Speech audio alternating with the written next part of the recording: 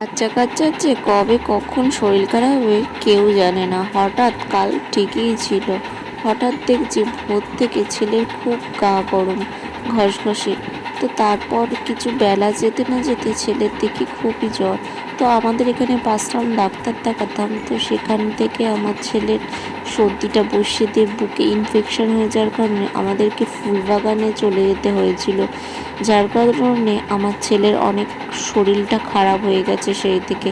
তো তারপর থেকে আমরা আর অবহেলা করি না, আমরা যখনই কিছু হয় আমরা গাড়ি রিজার্ভ করে আমরা ফুলবাগানে চলে যাই।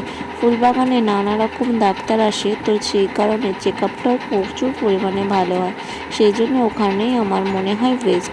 তো সেই জন্য তোর জন্য গিয়ে সকাল সকাল বেরিয়ে গেছিলাম, কারণ আজকে ছিল সোমবার। সোমবার মানে প্রচণ্ড ভিড়। তো গিয়ে দেখছি প্রচুর লাইন, প্রচণ্ড ভিড়। তো তারপরে আমরা চলে গিয়েছিলাম টিকিট কাটতে। তো সেখান থেকে 2 টাকার টিকিট কেটে তারপরে একটু লুকিয়ে চুরিয়ে আমি ভিডিওটা করছিলাম। মায়ের মন কখনোই ভালো লাগে না যে ভিডিও করতে, কিন্তু আমি এই সপ্তাহে 4বার যা হয়ে গেছে, তারপরে কি ভাবলাম যে আজকে একটু ভিডিও করাই যেতে পারে, তোমাদের সাথে শেয়ার করতেই পারি আমার দুঃখ কষ্ট সব কিছু। তো বাইরে বৃষ্টি হচ্ছিলো, যার কারণে আমাদের ওষুধ নেওয়া হয়ে গেছে, ডাক্তার দেখানো হয়ে গেছে। তো ওষুধটা নিয়ে বাইরে যাব, সেই জন্যে দাঁড়িয়ে আছি। তো গাড়ি রিজার্ভটাও করে নিয়েছি, আর গাড়িতে ওঠার সঙ্গে সঙ্গে প্রচুর পরিমাণে বৃষ্টি হচ্ছে।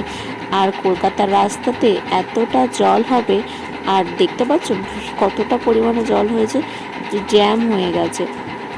বাড়িতে এসে দেখি সব জামা কাপড় কেটে 11টা ইঁদুর ছানা বাচ্চা পেয়েছে।